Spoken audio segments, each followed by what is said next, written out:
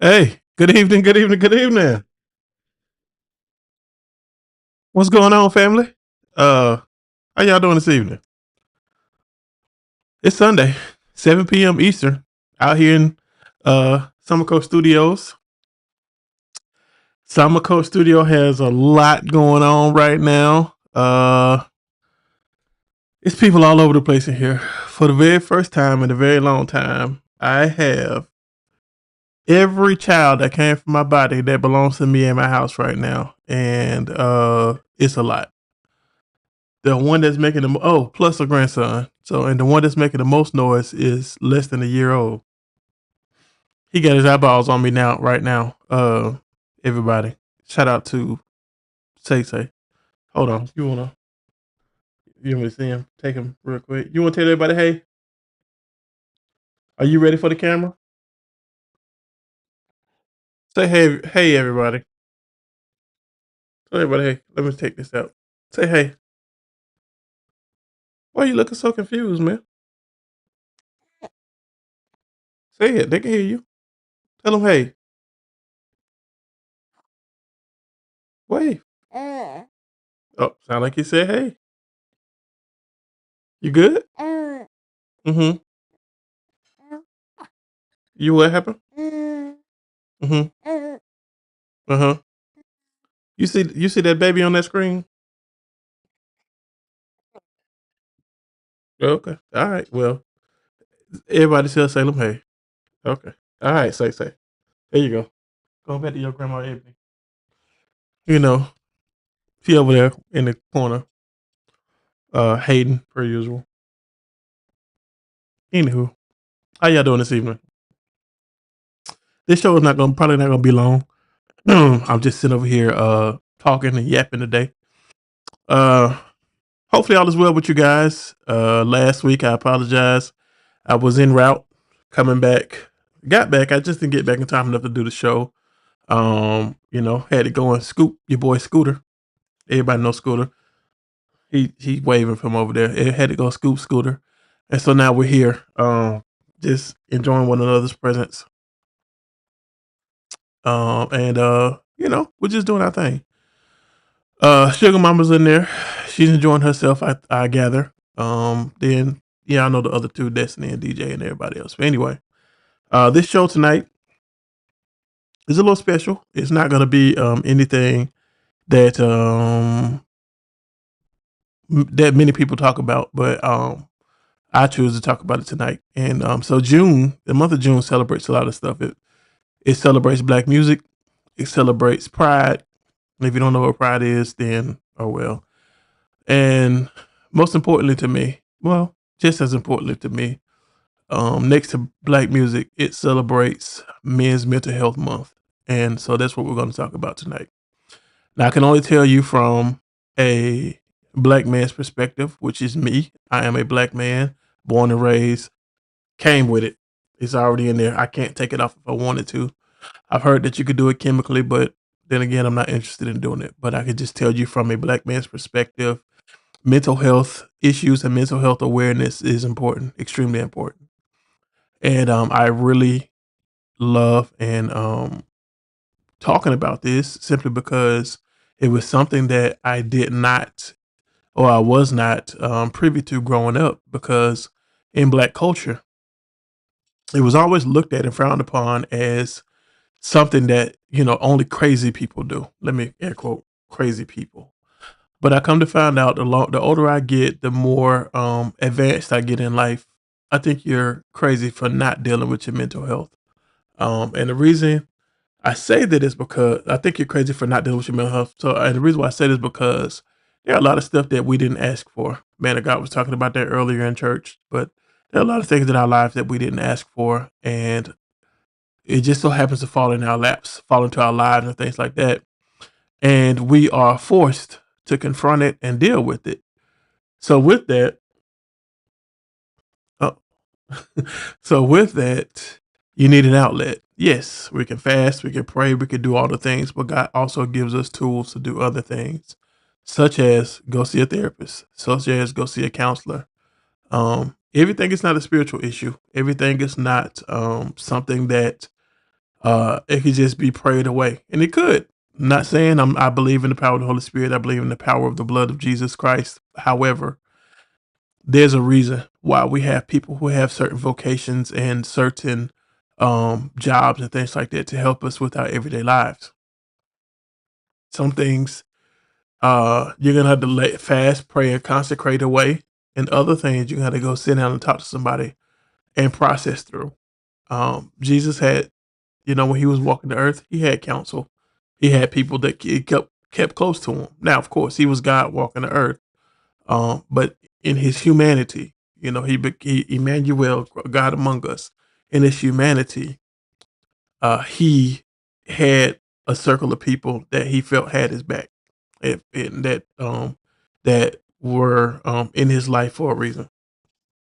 So, as a man, a lot of times people don't recognize or realize that we are dealing with stuff on a level or things that no one could ever understand. If you're not a man, if you're not a leader, if you're not a husband, you're not a father, if you're not a brother or whomever, if you're not, even me being the oldest, I feel sorry for the oldest boys, the oldest men that in their families. There's a lot of pressure that comes. And the unfortunate part about it is we don't get a chance to fold like we want to all the time. Sometimes we get an outlet, sometimes we don't. Sometimes we get to scream out into the abyss. Other times we have to just swallow it and deal with it. But at the end of the day, we have to have some sort of outlet to let go of certain things. And there's a few ways to tell if a man is going through something mentally. And it doesn't usually always show up the way that you think it would. It's not going to necessarily be, sometimes it could be alcoholism. Sometimes it could be drug addiction, substance abuse, things like that. Sometimes it could be overly sexualized. Sometimes it could be a person that spends too much. Sometimes it could be, I don't know, it could be anything. It could be anything from writing horror stories or to it's just so much. It's so many things that it could possibly be. But I think that the untrained eye, a lot of people who don't really recognize and understand what may be happening with the person will try to take it and write it off and try to put it off and make it into something else. But honestly, it's just something that the person just doesn't know how to deal with on their own. And being a man, particularly a black man here in America, the the mental health awareness is heightened in a sense that there's a lot of psychological warfare that goes on. And there's a lot of psychological warfare that takes place when it comes to us and how we deal with life and live life and things like that.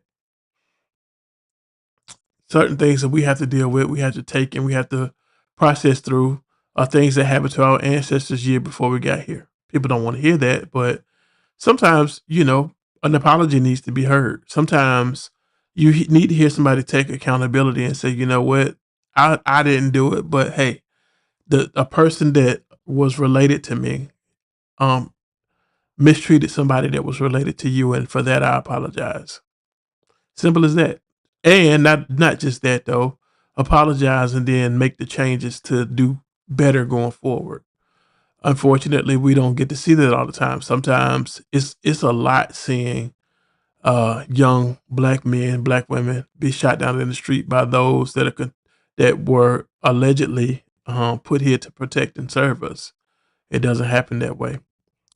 Seeing a young black man get accused of stealing, and when he didn't get killed and get shot in the back, and his killer didn't get to spend a day in jail or anything like that, that weighs on you mentally. And you all know, Mr. Chow down in Columbia, South Carolina, exactly the story I'm talking about. Then we have this young man out in Texas, Carmelo Anthony, who was defending himself. He has a jury that's not of his peers deciding the fate of his life.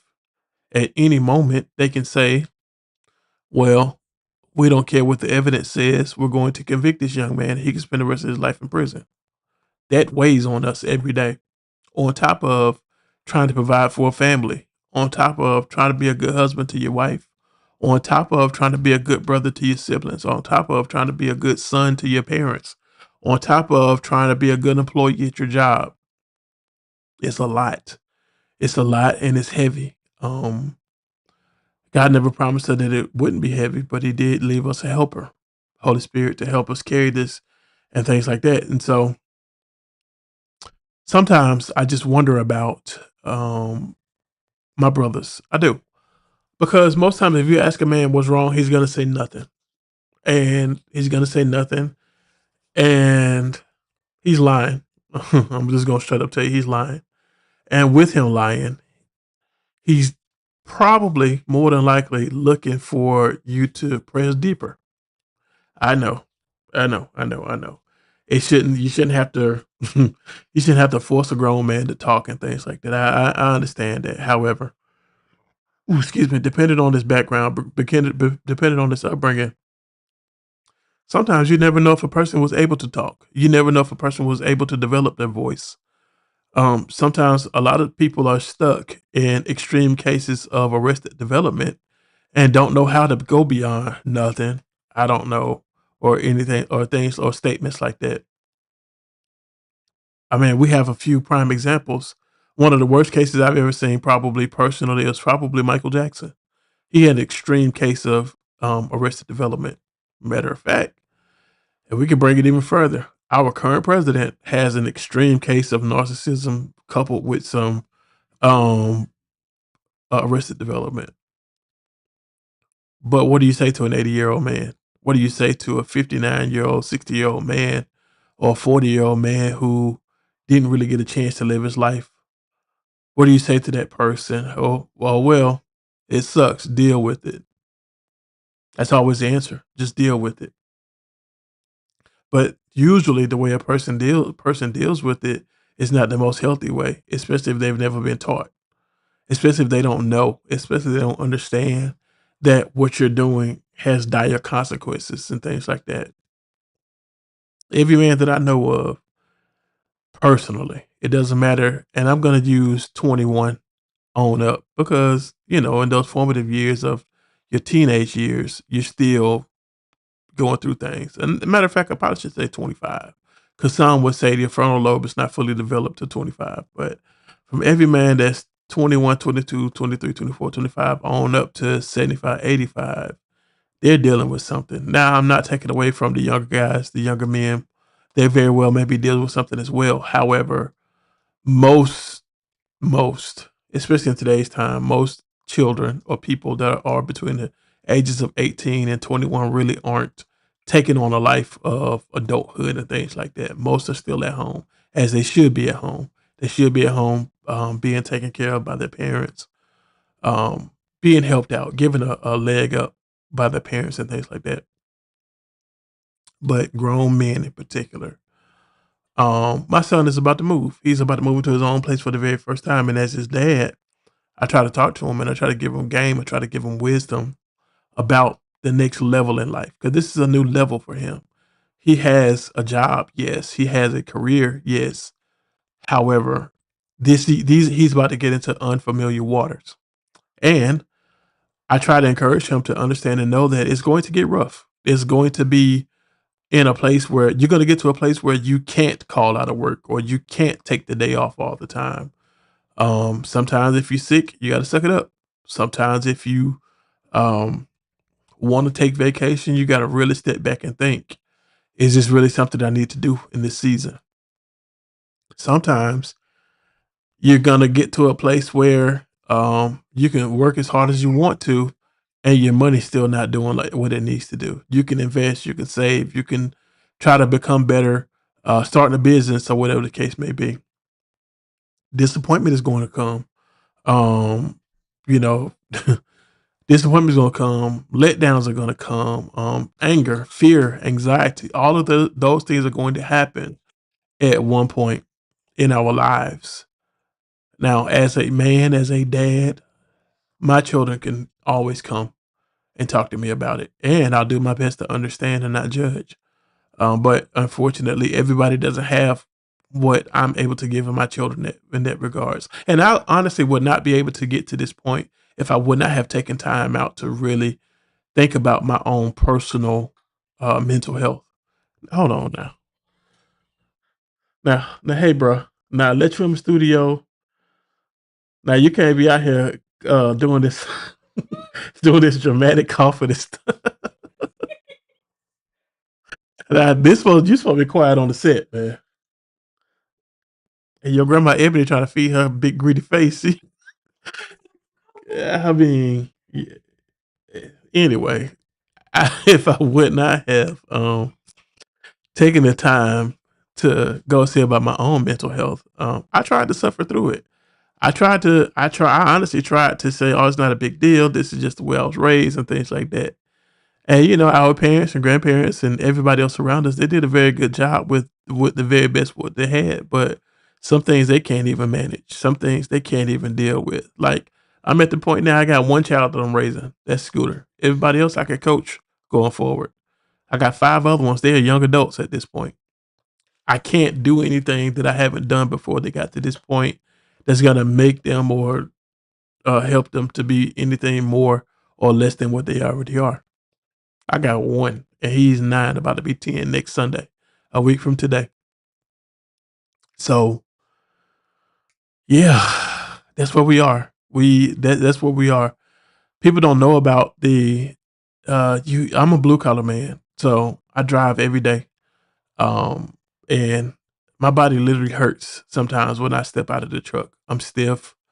My hands hurt. But my uniform pants are too tight, and I got a bigger size this time, but it's just sitting there and just doing my job. And who am I gonna complain to? Who am I gonna talk to about it? I just have to go through it. I have to deal with what I have to do. I'm not really a person that likes to be in the streets like that. Ebony will tell you. She asked me yesterday, "You want to go do this? You want to go do that?" I'm like, I just shrug my shoulders because I don't care about being outside like that anymore. Everything that I pay for, everything I have is here in this house. And every time I leave my driveway, it costs me at least $20, $30, $40, $50, $100. And a whole lot of them dollars ain't adding up all the time. So I want to try to make sure that I do what I need to do here. Um, it is, as a man, a lot of times we make decisions and we feel or believe, even through prayer and fasting, that we're making the right decision, and it still doesn't work out how we plan for it to work out.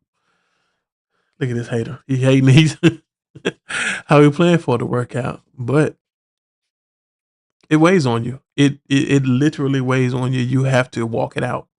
A lot of times, you have to be in a position. You have to be strong when no one else can be strong. And my brothers out here, there is brothers out here doing it every day. I here doing it every day. June is Men's Mental Health Awareness Month, but it's also the month for Father's Day. I was just telling somebody here recently, I was like, I love Father's Day, but I hate celebrating it because that's the only holiday that's specifically designed for men, yet some women take it over with bitterness and anger. Don't use this day to be upset with your baby daddy on our behalf. Just say Father's Day, Happy Father's Day, and go on about your business. But nope, people can't do that. I love holidays, but not. I don't love them as much as I used to. I don't love them like I don't really see the joy in Father's Day. I'm happy to be a dad. I'm ecstatic to be a dad. I'm ecstatic for my children to grow up and become who it is that God created them to be, and then they're gonna shout out their moms. I've already prepared my mind for that. It's okay. I have this saying, and well, I'm not gonna say that, but I'm ecstatic and I'm happy to be a dad. I'm happy to be a man. I would not want to be a woman to save my life. I would not want to deal with some of the stuff that women deal with at all, simply because I don't know how you guys do it all the time. But because I know as a man how tough it is. Um, you know, yeah. And I thought about this episode hard, long and hard. I thought about this episode because last week's episode I was supposed to talk about Tulsa and the race massacre at Tulsa, and I was supposed to talk about how although 35 blocks of black people were burned down at the hands of the local government based on a lie, we still had to endure it. People today are still fighting for this happened in 1921 because last week was the 105th year anniversary of the Tulsa race massacre last Sunday. And we had to people had to deal with everything that came along with protecting your family, protecting your property, and things like that based off of one lie. And now people are still fighting against reparations. Matter of fact, I was doing research on it, and people were talking about how they didn't want it to call it a race massacre. They wanted to call it a race riot because the insurance company wouldn't pay if it was if it was a riot, but they had to pay if it was a massacre. So people have, that's why I say psychological warfare is a real thing. These people took these people's stuff, a thriving black community, and took these people's stuff and didn't want to replace it. You all right, bro?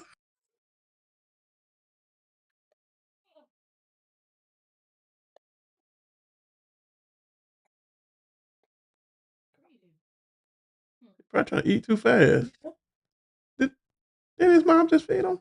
Anyway, he over here just hating. Anyway, but yeah, yeah, here we are. Now you messing up my broadcast, man.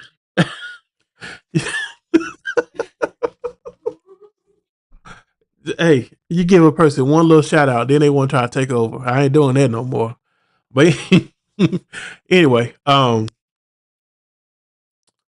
I just want to say, I'm saying all of this to say, ladies and gentlemen, boys and girls, white, black, blue, whomever, Men's Mental Health Month is not geared towards black people. It's not geared towards white men. It's not geared towards Mexican men. It's not geared towards Puerto Rican men. It's geared towards men. So all of us deal with something.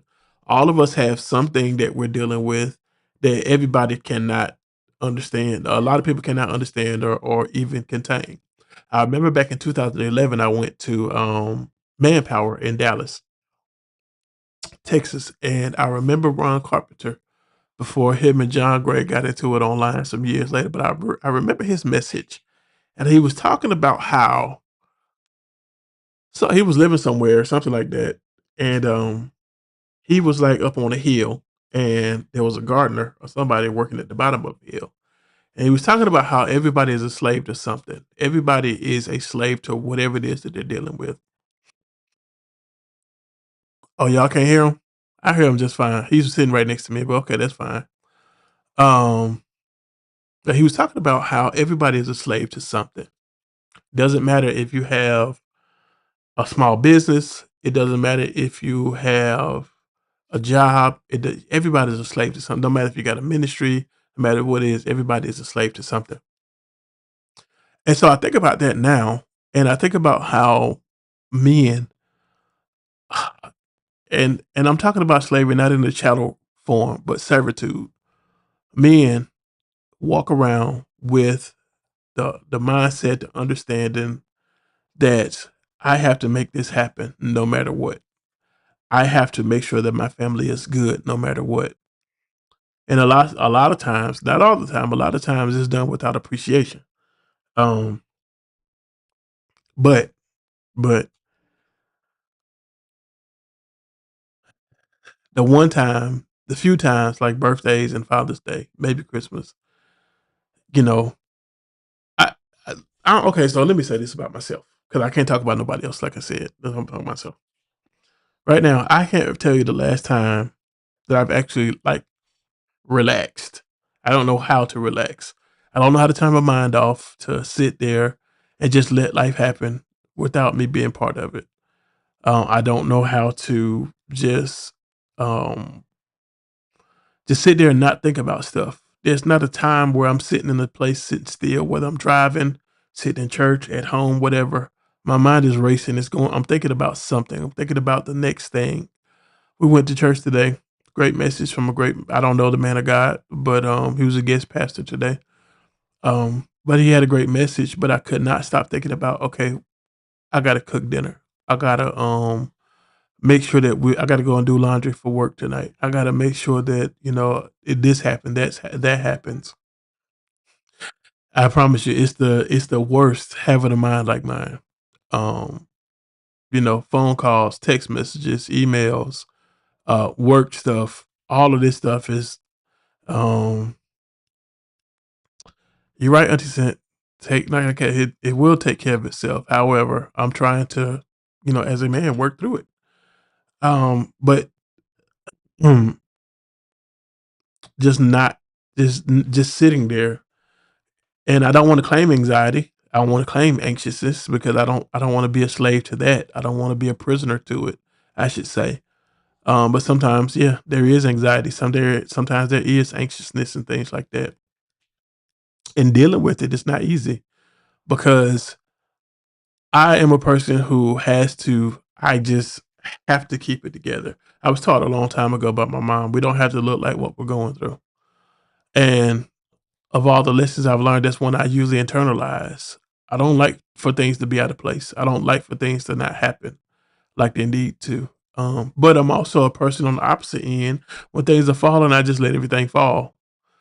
But I can't do that anymore. I can't do that. Well, I haven't done it in a very long time, but what I'm saying is that's usually how I operate. If it's gonna fall, just tear up. Just go ahead and tear up, and then I'll sweep it up later. I'll deal with it later. Um, I know that's not a good place to or a good way to operate all the time, but at the end of the day, to hold on to my sanity, I just let it fall. I just let it fall. I pick up the big pieces first. I sweep up the smaller pieces, and the dust I take in a leaf blower and blow it away. That's how I usually deal with stuff. It's not ideal. It's not the best, but it's the way I've known how to do it. It's the way I've known how to do it, and it's the way that worked for me for a very long time.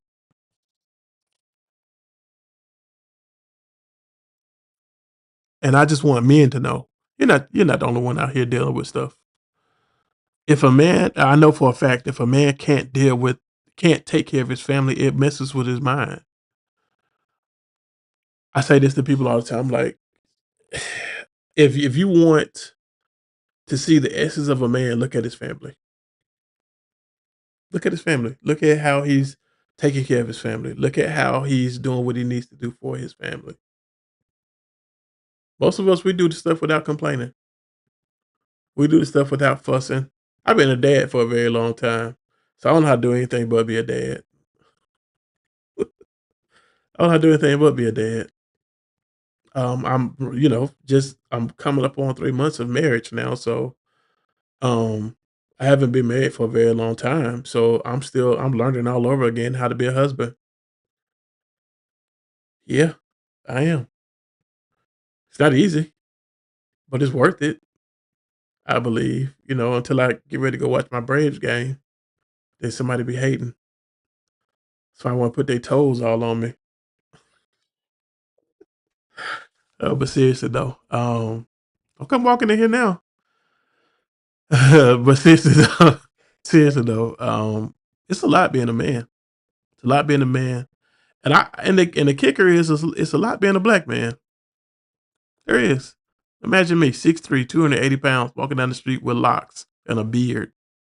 I'm already looked at as a threat. Exactly. Thank you, Auntie Cent.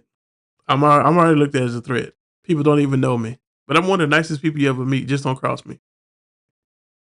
I am. I'm very nice. I greet everybody.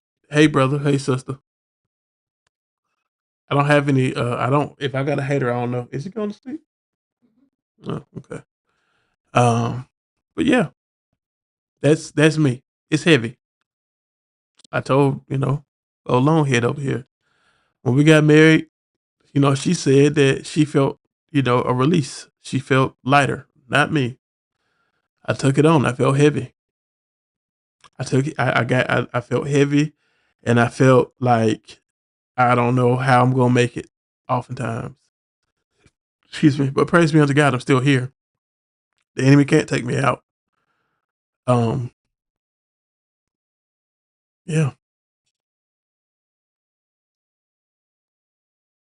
I'm here.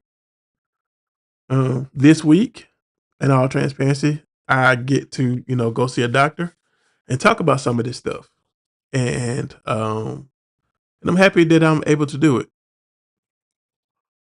Not looking to get any type of not looking to get any type of sympathy or anything like that, but a lot of stuff that I've been dealing with for a very long time, and I think it's time for me to take a break. It's time for me to take a break and really just start relaxing and start living because I've been surviving for a very long time. And I'm telling you, some of the characteristics you know when a man is dealing with something mentally. I look back at pictures of myself and I look at how I went from super skinny to weighing 280 pounds. But most of it's concentrated in the gut area.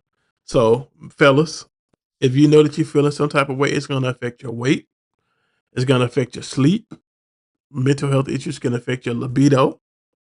If we're being honest, it can affect your relationships, marriage, friendships, everything. You can find yourself. I know I find myself isolating at times, and I know which is the most unhealthy thing possible. But sometimes you can find yourself isolating and trying to stay away from people because you don't want people to think that what you have or what you're going through can be passed on to somebody, although it can't. I know in the charismatic church we have this thing where we could say we could pass things through people by touching them and things like that. You do whatever you want to with that, whether you believe it or not. It's totally up to you. But I want us to really, really, fellas, please go to the doctor, get yourself checked out. I get a checkup every year around my birthday, and I have my doctor, Dr. Badu. Shout out to her.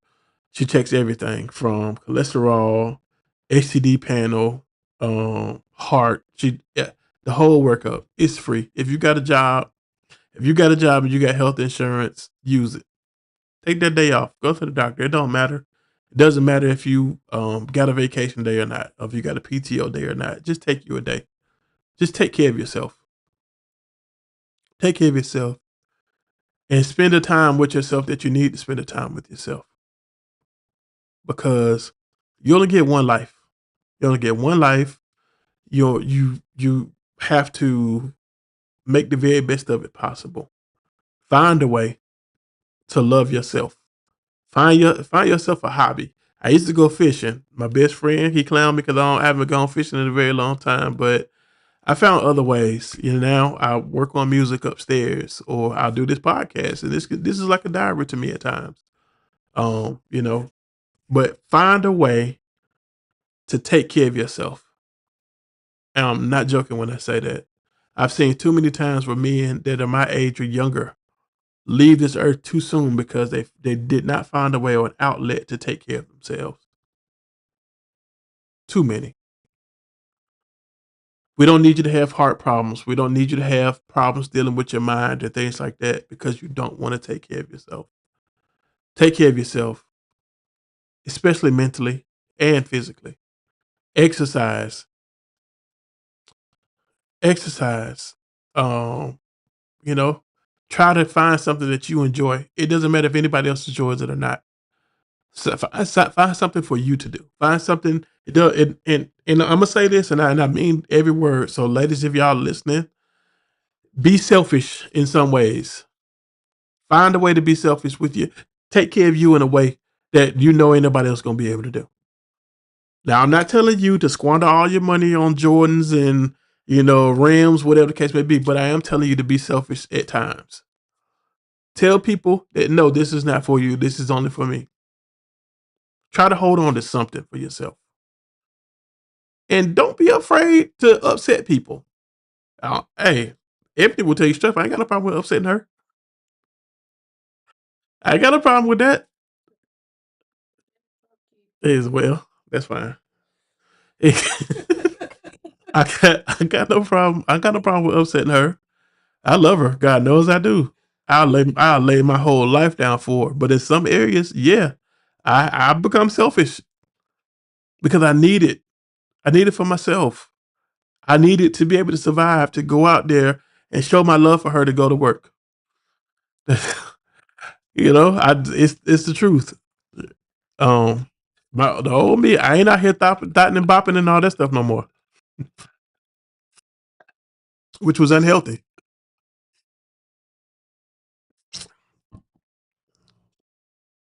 It's okay, fellas. Be selfish. I guarantee you. Don't be to the point where you get so selfish that you can't come back home. Now, I'm not telling you to go out there and cheat. I'm not telling you to go out there to get high, to get drunk, or anything like that. But you have to find a way to take care of yourself in a healthy way. If you know that you like to sit down and have you a cocktail every now and then, do it. Just don't go overboard. You know, Paul even told Timothy, drink a little wine to help with your stomach's infirmities. Just a little bit. You know, but if you know that's not your thing, if you know that's going to take you to a place, avoid that at all costs. Get you a cigar. Whatever the case may be, go fishing, go bowling, whatever it is you need to do to be selfish, to make sure your mind is regulated and things like that, do that. Do that. You got to have something for yourself. I understand. I understand giving your all. Um I understand walking in a place where you have to make sure that you're good.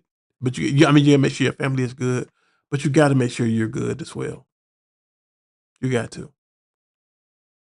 I'm telling you, if you that and keep in mind, you got a job that's got health insurance, use it, because if you died on the job, they're gonna check to see if you used it before they pay that life insurance policy. Don't ask me how I know. I'm just telling you what I know.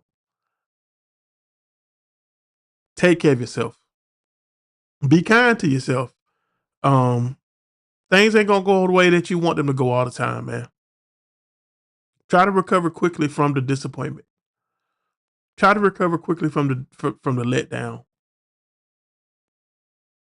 Try to recover quickly from the feelings of ineptitude or inadequacy and things like that. Don't operate from a place of imposter. Don't be an imposter. Be your authentic self. Don't lie. Don't cheat. Don't steal. The only thing you need to steal from is time for yourself. That's it. Preserve your mental health. You only get one mind. You only get one life. You can lose weight, but to keep you here, because the Bible tells us, God tells us He promised us long life. Long life will He satisfy us and show us the joy of His salvation. But we have a role to play as well. We got a role to play as well. We got to do what we need to do. Jesus broke away all the time to pray. He did. Do the same.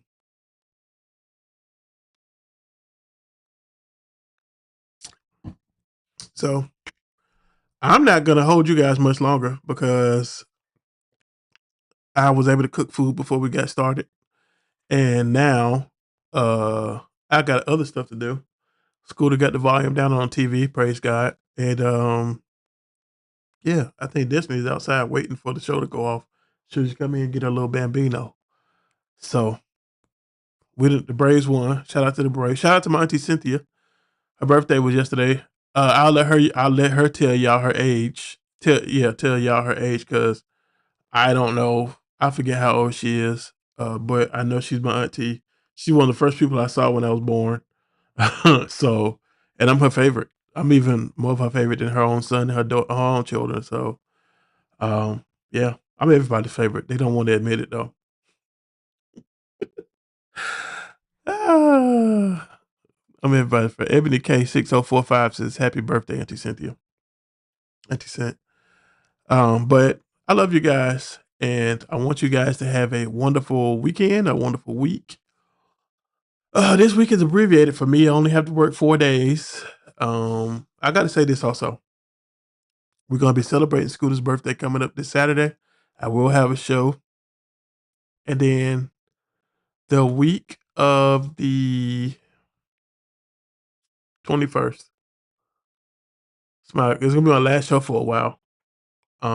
It's gonna be my last show for a while because Summer Coast Studios is going through some things logistically. So I'm gonna take a few weeks off and do replays, things like that. So I'm getting you guys ready now. So for about 3 weeks, a month, maybe 4 weeks, I'm gonna be off the air. I'm gonna try to enjoy this boy of mine, this woman of mine, and all of these other people for a good little while on Sundays. So we're gonna be off the air for about 4 weeks. Um, but no, it's just like hey, it's just like your favorite sitcom back in the day. They took a break in the summer in order for things to get together and things like that. So that's what I'm going to do. I'm going to take about a month off and not do any live shows, and I'll do everything I can to do replay shows. So you guys won't be left alone. I know you guys really, really enjoy hearing this melodic voice every week at 7 p.m. So I'm trying to line up some guests and things like that because there are some interesting people that I would like to talk to. I have to do my due diligence. I have to do my job to reach out to them and put them on the schedule. So I love you guys. Hope you guys are having a wonderful weekend. I hope you have a wonderful week. Put God first. Read a proverb every day. I do it all the time. Today is the 7th. Read Proverbs chapter 7. Tomorrow is the 8th. Read Proverbs chapter 8. That's how you build your hunger and your thirst and your ability to enjoy God's word every day. Just read a proverb every day. Just one. I'm not asking you to do anything, major. I'm not asking you to do a whole dissertation. Just read your proverb once a day. Whatever translation you like. I'm a New King James and a CSB type of guy myself. However, I just want you guys to read a proverb every day. It's the wisdom book. Then once you get that, once you start thirsting and wanting to know more about God, then start reading the gospel. Read Matthew first or read Mark. Read Mark first. It's shorter, it's more compact, it's more streamlined. And then go back to Matthew, then, Luke, John, all the things. Okay. Excuse me. So I just want to say, shout out to all of y'all. I'm about to get up out of here. I'm going to go out here and spend some time with these people. Love you guys. Have a awesome week. I hope you guys are safe and sound. I hope to see you again next week. Next week, I'm probably going to talk about black music because June is still Black Music Month. And we're probably going to talk to Scooter as well because it'll be his birthday. All right. Love you guys. God bless you. God keep you. 46 minutes in, you've been tuned in to the Daryl Show. Peace.